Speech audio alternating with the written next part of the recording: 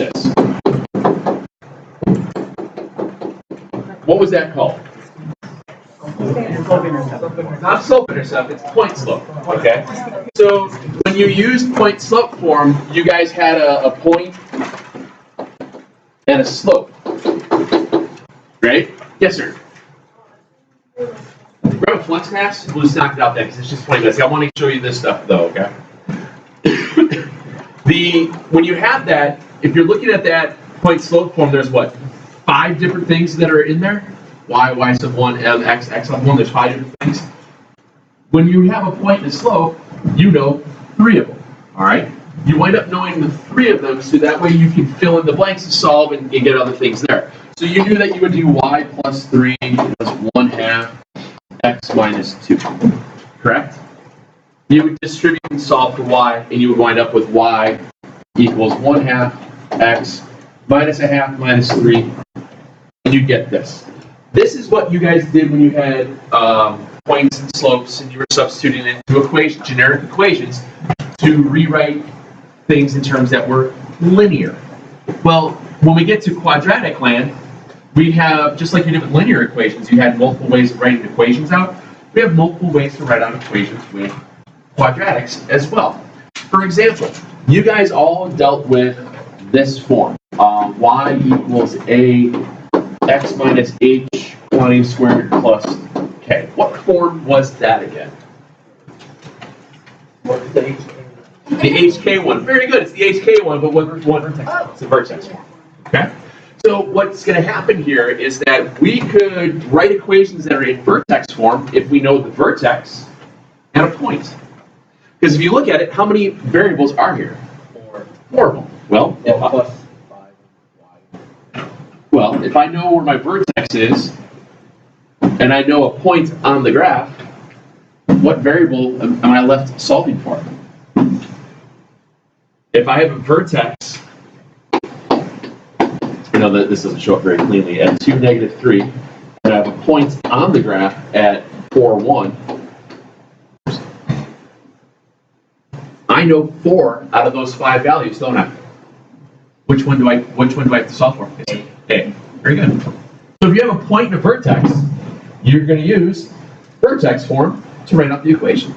So what we're going to do here is we're going to take this generic equation of vertex form, and we're going to substitute in all these values to solve for A, and write the equation of the quadratic. Okay? So if you know what vertex form is, you know what to do. Vertex, this is your H, this is your K. Point, that's your X, that's your Y. All that's left to solve for is A. This winds up being a lot of direct substitution. Right? Watch what happens. You get Y equals, well, Y is 1. Our A value is what we don't know. Our X value is 4. Our H value is 2. And our K value is -3. We solve for A. What's 4 minus 2? What's 2 squared? 4. So you wind up with 1 equals 4A minus 3. What's A? 1. So now you can write the equation then. Y equals 1, x minus 2, quantity squared. Oops, minus 3. There's the equation of the parabola that contains that point 4, 1. You're solving for the A value. You're solving for the A value. You've got 4 out of the 5 variables. Substitute in, solve what's left. Very straightforward. Not really. Not really. It's, what happens a lot of times with this stuff is that you just have to remember what to do with your H's and K's. You know, if this was a -2, this would have been 4 plus 2. You know, that's those little rules that you just have to remember where things are placed. Okay, that's really the only thing you have to worry about. When you square a negative, ladies and gentlemen, what should your answer always be? Positive. But if you square something in the in the calculator, you have to make sure you have it in parentheses. I'm seeing a lot of that. Don't forget, when you square -3, you have to put it in parentheses, because -3 squared is not -9. +9. Okay. Let's try another one. Same idea. I have a vertex at 2 and negative 1, and I have a point at 4 and 3. Well, if you recall, there are 3 different styles of quadratics. We had vertex, intercept, and standard. Guess what 3 ways we're going to learn how to write stuff today? Vertex, intercept, and standard. All right. So whenever, obviously this one's going to be vertex because the word vertex is there. I know, contain your excitement. I know. Y equals A, x minus h, quantity squared plus k. Fill in the blanks. Well, start filling the blanks. Our point is our xy value, so 3 has to equal A, 4 minus 2, quantity squared, minus 1. What's 4 minus 2? What's 2 squared? 4. So 3 is 4 times what? Minus 1. A is 1. Yes. Oh, no, I'm sorry, not opposite h. It's whatever h is 2. H is 2, so it's just x minus 2. If it was negative 2, it would have been plus 2. So it technically is the opposite. Oh, yeah, I get it. You're double opposite. You're making too many right turns. Right. So your A value, again, this isn't always going to equal 1. All right, just so you know, just happen to be the first 2 examples that I did. And then you would just rewrite y equals x minus 2, quantity squared minus 1. Do I have to put the 1 out in front of that parenthesis? No. Nope. If it was negative 1, I could just put a negative symbol there and call it a as well. It would have been just as fine. So basically, remember, all you're doing is you're just substituting in 4 out of the 5 variables, solve for A. Gee, I wonder what we're always going to be solving for. A. In standard form, take a guess what you're going to solve for. Y. A, B, C, and C. Ooh. Okay. Intercept form. Intercept form dealt with zeros, didn't it? So zeros are where it crosses the x-axis. Zeros are your x-intercepts. Zeros, remember how we talked about the difference between zeros and the terms that generate them? If you have a 0 at negative 2, the term that created it would have been x plus 2. If you had a 0 at 3, the term that creates that would be x minus 3. Remember, when you're dealing with zeros, zeros are always the opposite of terms, because that's what you set equal to 0 to solve for. That's what we've been working on all along. So in this case here, we've got a 0 at negative 2, we have a 0 at 3, and an ordered pair at negative 1 and 2. I wonder where the 2 is going to go. Take a guess at the y. Gee, I wonder what value are we solving for? Very good. Now, the value of x is the same thing in both spots. It's negative 1. The zeros, where you put the zeros, doesn't matter. You can put them on either side. It makes no difference. Okay?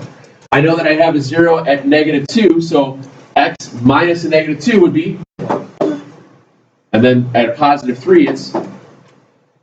Remember, when it goes inside of terms, that's when it changes the sign. Okay? Now, here's my idea for you guys on this one. This is where if you do this mentally, you're going to screw it up. Use a calculator. Okay?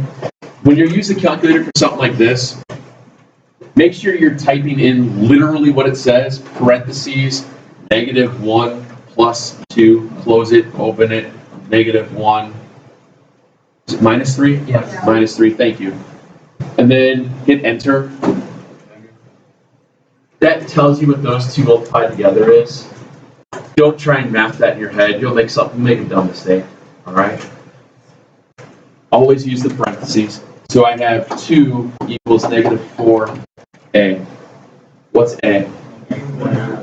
Negative 1/2. It is not negative 2. Many people accidentally say negative 2 because they think, oh, 2 times what's negative 4? Yeah, I want you guys to always use fractions. As I was walking around as you're doing those skill check things, stop using decimals. You have to trust me. The decimals are going to kill you. All right. And finally, I just rewrite it now as y equals negative 1/2. Was it x plus 2? X minus 2. Oh yeah, I was right. X plus 2, x minus 3. Sorry, I was looking at the wrong. I looked at the wrong 2 at first glance. So now, one great thing about this is that if you figure out what your equation is supposed to be, isn't there a button in your calculator that says y equals? There is. So if you put in said equation that you just found, what ordered pairs should be in the table? Negative 1 and 2. And if it's not in the table like that, what do you know? You're wrong. You're wrong. You done goofed, as they say. All right. Same idea. No picture. You don't need a picture for it. You have x-intercepts at negative 2 and 2. You have a point at negative 4 and 8. So are you using vertex form or intercept form here? Intercept. Why? Because it says intercepts. I know, that's crazy. Write out the equation.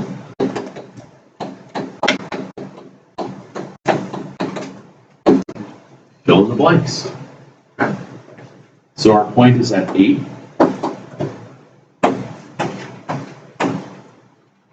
I always like to put in my x values on both sides right away because I'm going piece by piece. And then if I have intercepts at negative 2 and 2, that means my terms are plus and minus 2.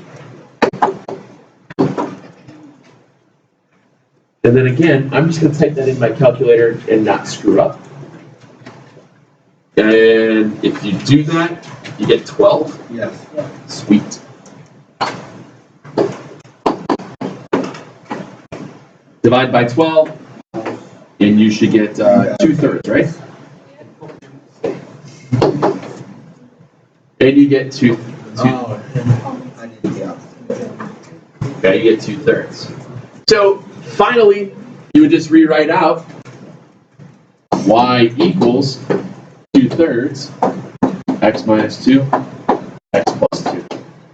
The order in which you label out your zeros in terms never matters because in essence, remember, you're still just foiling it out. So how it works itself through, it always works. Okay, you don't have to put in any specific order. Those two are really easy, isn't it? But wait, there's more. So what happens now is the weird stuff. And it's not really that weird. So if I wanted to get into standard form,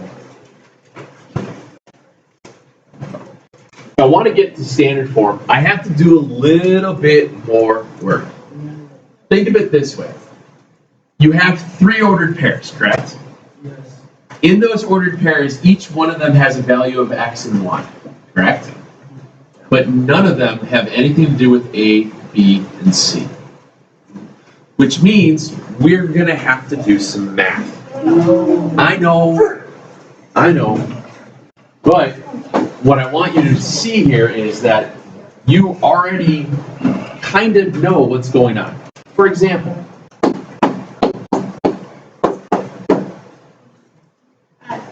good. How'd you do that? Why did you say 7 minus 2?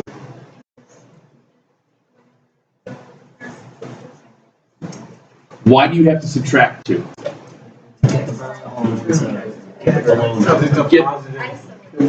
I like, you're eliminating both. So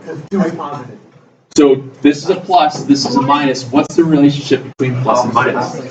Opposite. What's another word for opposite? They cancel each other, but they are what of each other? Not reciprocals. Those are fractions, not like inverses. Remember that? Inverse. Okay. Same idea as this. If you did. It's 4 because what did you do? You divide by 3, okay? So if you divide by 3, isn't that the exact same thing as multiplying by 1/3? Yes. Okay. That's a reciprocal. This case is a reciprocal, but in essence, that's still an inverse property. Okay. Now, in your calculator, there is a button that does that. There's a -1 button.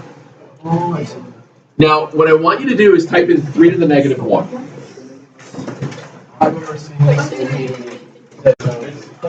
But what do you do to that? Do you know how to do? What do you do to that to get a fraction? Math, enter, enter. Math, enter, enter will generate funky decimals to fractions. That's something you're going to have to remember because you'll see that a lot today. Okay, math, enter, enter.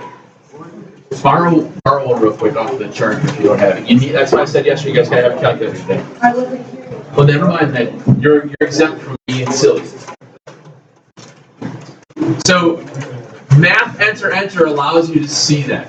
So basically, what we're looking at here is this idea of an inverse undoes stuff. Okay, it creates an x value that has a coefficient of 1. All right, that's how we get coefficients of 1. So in essence, what we're going to do here with this is we're going to take what we know as our x values. So I take -1 squared times a minus 1 because it's a -1 times b plus, I'm going to put a 1 in front of the c. Well, I'm just put a c here for now. And it just has to equals 5. I'm generating coefficients. Okay. Again, same idea. I go to the second equation. My value of x is 0. So it's 0 squared times a plus 0 times b plus c is 3. And the last one was 3 squared times a plus 3 times b plus c is 9. All I'm doing here is taking my values of x and y and I'm substituting into the values of x here and here and the y value into that. So I have a, b's, and c's as my variables. And now, if you look at this, I'm going to split this to a second screen so I can simplify it. What's -1 squared? 1. So I have 1a minus 1b. I'm going to put a plus 1c because that doesn't change anything, does it? Equals 5. 0a plus 0b plus 1c is 3. 9, because 3 squared is 9. A plus 3b plus 1c is 9. It is what we did before. It's a system of equations with three equations, 3 variables. That's a pain in the butt. We know what C is. This one's not too bad. We know what C is. What's C have to be?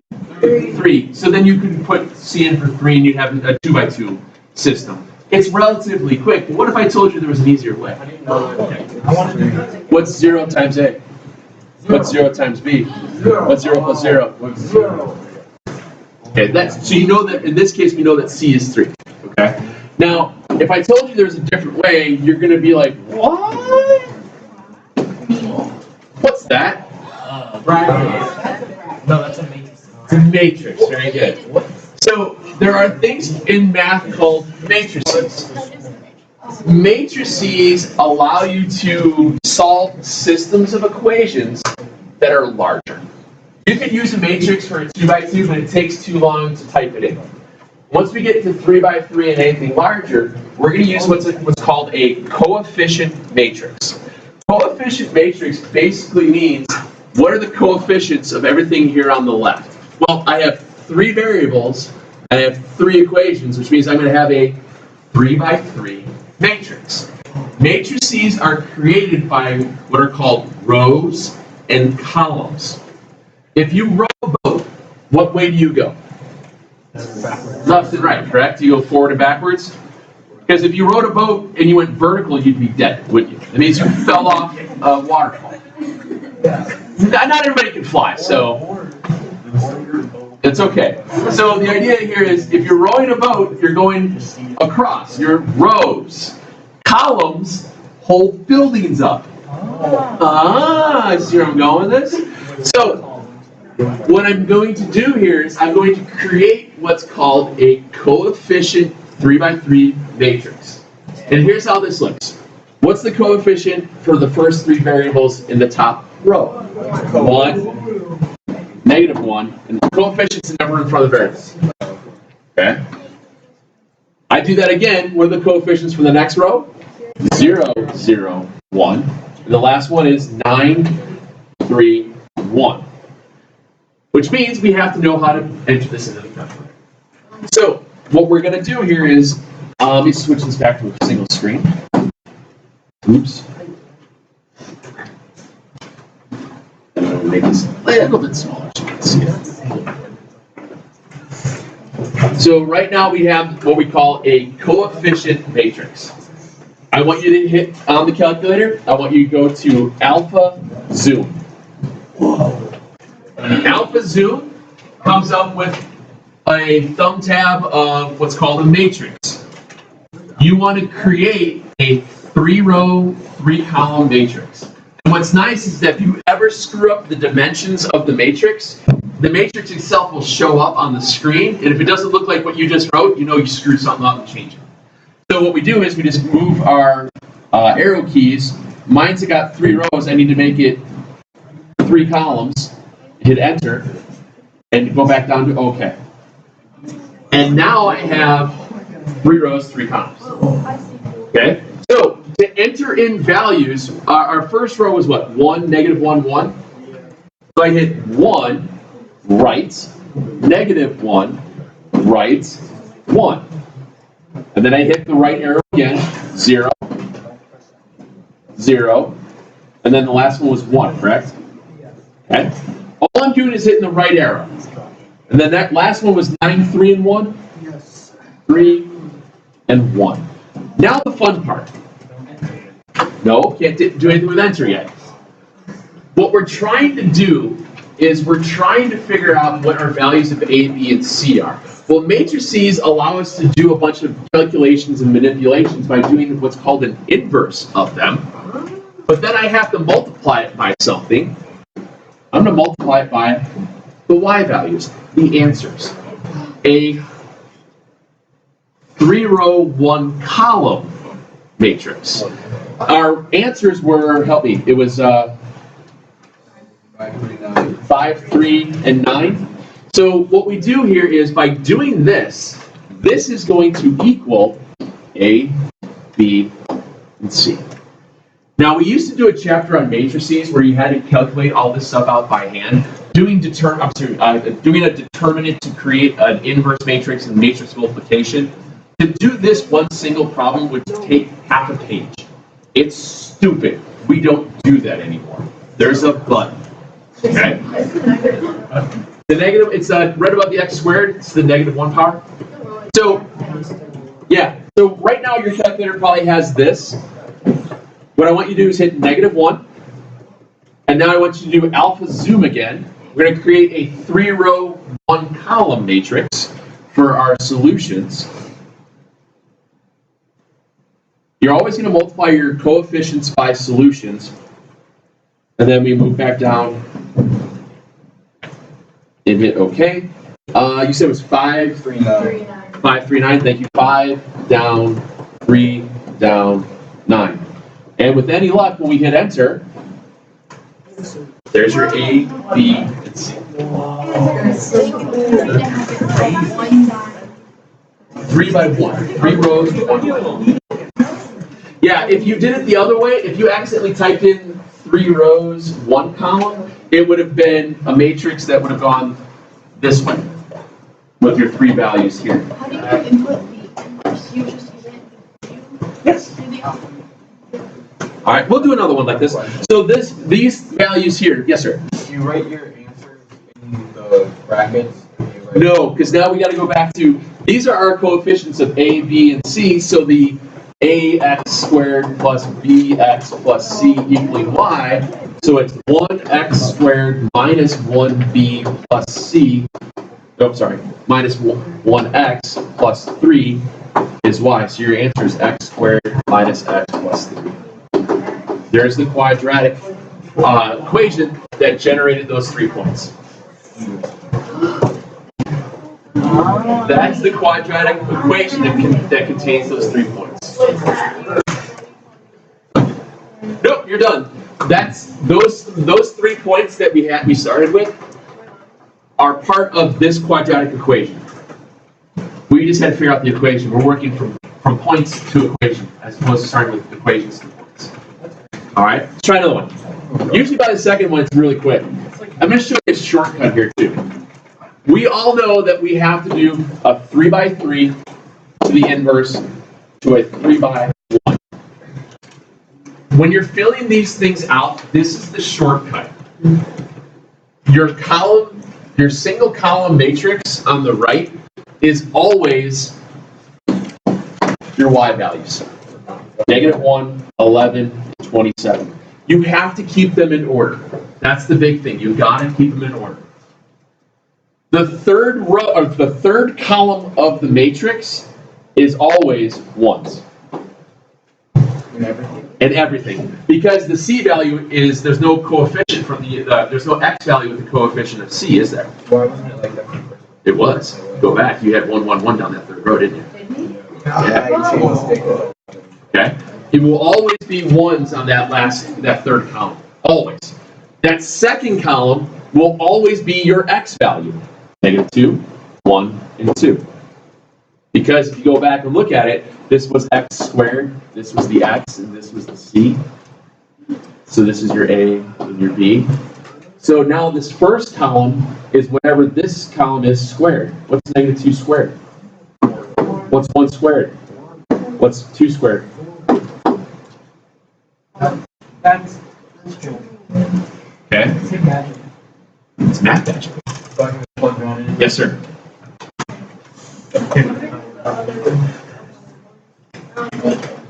What do you mean, what are the ones? The y values? The y values are the solutions. Because it has to, when you multiply these things through. What's happening here in a long form of not really trying to show you guys how matrices actually work, you start with your code, you're starting with, you have to find an inverse of the original set. To find an inverse, you have to find a determinant, which you have to do all these cross-multiplying diagonal stuff, divide by all this other stuff. I'm not lying to you when I say that doing this problem by hand would take at the very least, half a page. Okay? It is so outdated mathing. Why not just use the tools of how we understand that we know how to undo an equation by using an inverse? Okay? That's kind of what I'm doing here. All right, that's kind of what I'm looking at. I'm just using an inverse. So if you type all of this through, you will get your answers for A, B, and C. And what you get? 3, 7, and 1. So that means that your coefficients would be 3x squared plus 7x plus 1 is y. And then do I have to solve the equation? You don't have to solve anything because you wrote the equation that contains those 3 points. Nice. Okay? And what you can do here is throw that into y equals and see. Oh, you wrote a times there, that's why. No, it's just 2 to the negative. Yeah. And then wait. Okay. Does that make more sense? Yes. So what happens here is you're just the problem was said to say write the equation write the quadratic equation that contains these points in standard form. Well, we had to figure out what the A, B, and C were. That's all you have to do. Now, in the matrix, I know that the homework problems tonight, you're going to get crappy looking decimals. If you get crappy looking decimals in your solution for the matrix for your A, B, and C, just math, enter. It will automatically create fractions for you, okay? Math, enter will automatically create the fractions for you in there, all right? Because we don't do decimals. Decimals are bad, decimals are evil, decimals are very, very, very ugly. Very ugly and mean.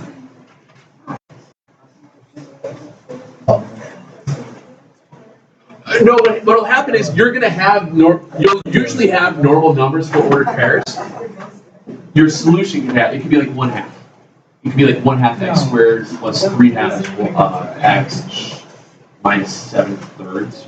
It could be a weird looking quadratic that contains whole number points. If you have fractions to begin with, you can enter them as a fraction inside of the matrix just by doing alpha y equals. So if you enter, what's nice about these things, if there is a decimal value, if you enter it into a matrix with a fraction to start with, it knows that you want a fraction at the end. It'll give you fractions automatically, so you don't have to do a math enter. It's weird how a lot of this mathing works with the calculator, but I'm trying to get you guys a little bit more accustomed to see how it goes. So if you start with decimals, it'll spit out a decimal. Just hit math enter. Or if you have anything that has a decimal to start with, just change it to a fraction, and it should spit out a fraction. That's just how these things work. All right? It seems weird, but this is literally pressing buttons on a calculator. Remember this trick, though. These three are always, oops, I remember where they go. They're always here. Ones are always in the third column. Your x values are always in the second column. And whatever x squared is in the first column. That's the shortcut by doing this, so that way you don't have to write it all out. Okay? Try those. Oh, that's Yeah. That's it? 11, 13, 15, 19, 20. Yeah, it's like 9 problems. 3 of each style. Bless you. 3 of each style. Yeah, if you hornswoggled somebody's calculator, don't forget to put it back on the chart here. Okay. What's that? The standard form is pretty quick. Now, what's nice with that is, now that you know how to do matrices, could you solve any system equation via matrix? Yes. Absolutely. You could. Well, how do I know? What's that? No, but what I'm saying is, if you had a system of equation where it was 5x minus 7y plus 3z minus 4w is 17.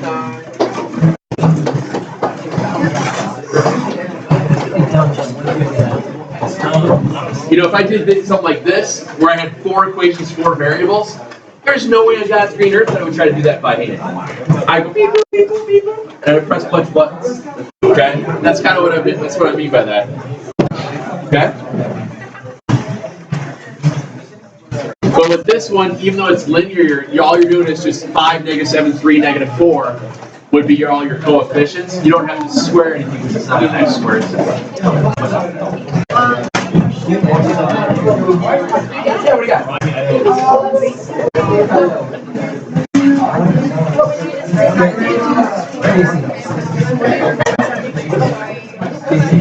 Split those up. Okay. So you said 172. You're trying this way. You do 172 divided by x squared. Look at your table. And last set of values before you do right here. 2.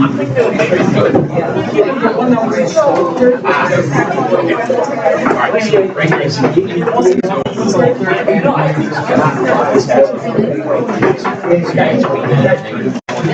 plus or minus.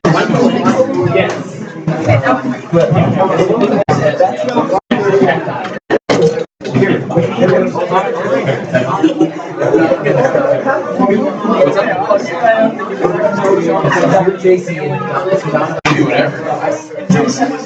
That would be helpful. Not like something else.